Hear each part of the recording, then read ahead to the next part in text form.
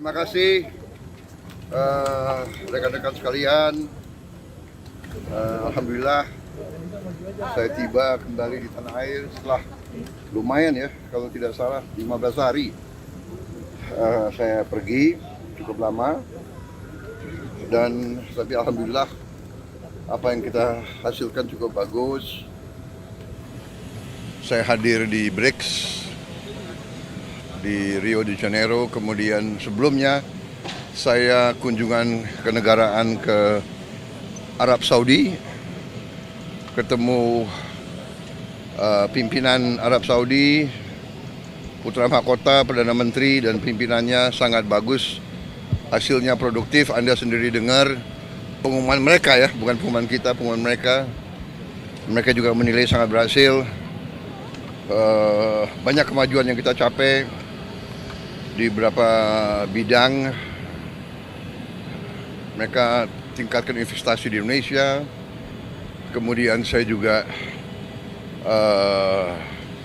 membahas, saya mengajukan bahwa Indonesia ingin membangun perkampungan haji yang permanen di situ. Secara prinsip mereka tidak keberatan, tapi tentunya akan dilakukan persiapan-persiapan perencanaan teknis. Saya sudah diberitahu rencana-rencananya, mudah-mudahan lancar.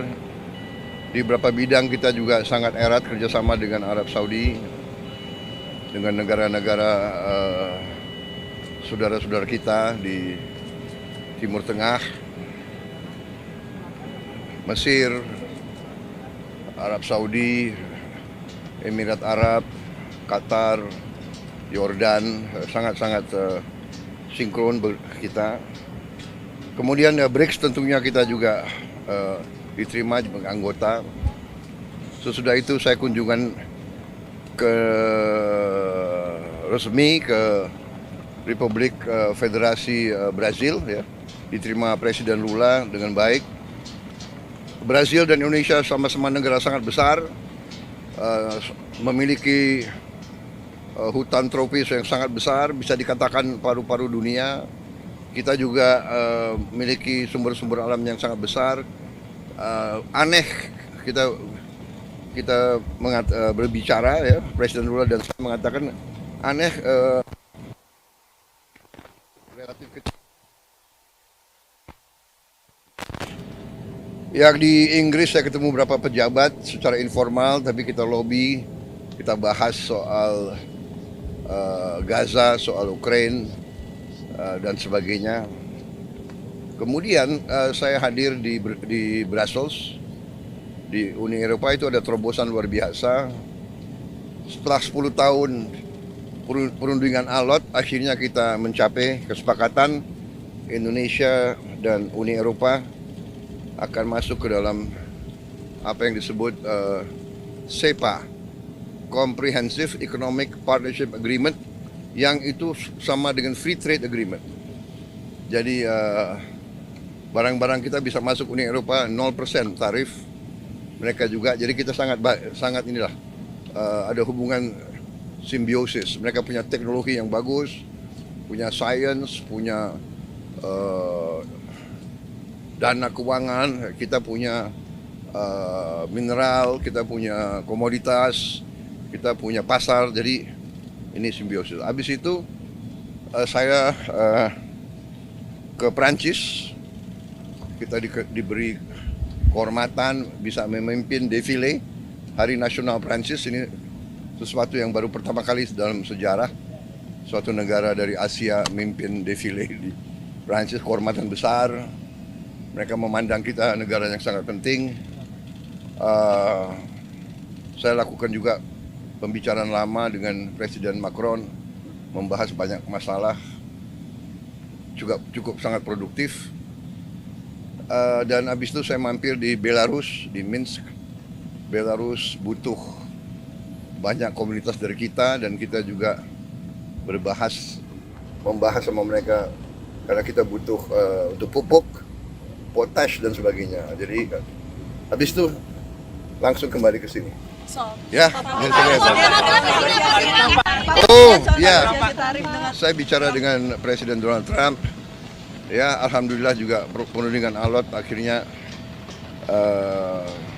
ada kesepakatan, kita juga akan istilahnya kita memahami kepentingan mereka memahami kepentingan kita, dan kita sepakati sekarang kalau nggak salah ya tarifnya dari 32 diturunkan jadi 19. Ya, saya tetap nego, saya katakan beliau ini seorang negosiator yang cukup keras juga gitu. Ya, saya kira itu dari saya. apakah Indonesia melihat itu secara Pak? Pak, respon 19% bagaimana Pak bagi pemerintah Pak? Kenapa? Boeing gitu-gitu kalau Presiden Trump bilang. Ya, memang kita kan perlu untuk membesarkan Garuda. Ya, Garuda adalah kebanggaan kita. Garuda adalah flag carrier nasional. Garuda lahir dalam perang kemerdekaan kita. Jadi Garuda harus menjadi lambang Indonesia. Kita bertekad, saya bertekad untuk membesarkan Garuda, dan untuk itu ya kita butuh pesawat-pesawat baru ya, dan saya kira nggak ada masalah karena kita butuh. Mereka ingin jual pesawat Boeing juga cukup bagus. Kita juga tetap dari Airbus ya. Jadi akhirnya terjadi apa ya, pertemuan dua kepentingan. Kita juga butuh, sebagai contoh, kita masih import BBM, kita masih import gas, kita masih perlu import gandum, kita masih perlu import kedelai dan sebagainya. Jadi akhirnya kita bisa dapat suatu titik pertemuan. Pak, Sudah tapi puas ya apa Pak dengan dari angka defisit Amerika gimana ini? Pak? lagi negosiasi lagi nggak Pak? Dari defisit gimana Pak? Ya, kita terus akan namanya hubungan dagang itu terus-menerus kita negosiasi ya. Ada rencana kunjungan ke sana Pak? Kemana? Ke Amerika kunjungan? Beliau katakan mungkin sekitar September Oktober. Ya. Bapak ke sana Tapi Pak? saya agak ngeri kalau diajak main golf. Kenapa? Golf saya jelek sekali. Saya harus apa? Saya harus les privat golf. Pak, Dulu bagus, sekarang udah nggak bisa lagi. Ya. Pak, hasil pertemuan Oke. ini apakah akan bagi Indonesia apakah tetap akan menguntungkan dalam jangka panjang Pak, mengingat kita membebaskan Amerika, membebaskan pajak Amerika 0% gitu Pak? Semua sudah kita hitung, semua kita berunding ya. Kita juga memikirkan yang penting bagi saya adalah rakyat saya. Yang penting saya harus lindungi pekerja-pekerja kita. Walaupun kita juga punya sikap ya. Ini tawaran kita nggak mampu memberi lebih. Tapi yang penting bagi saya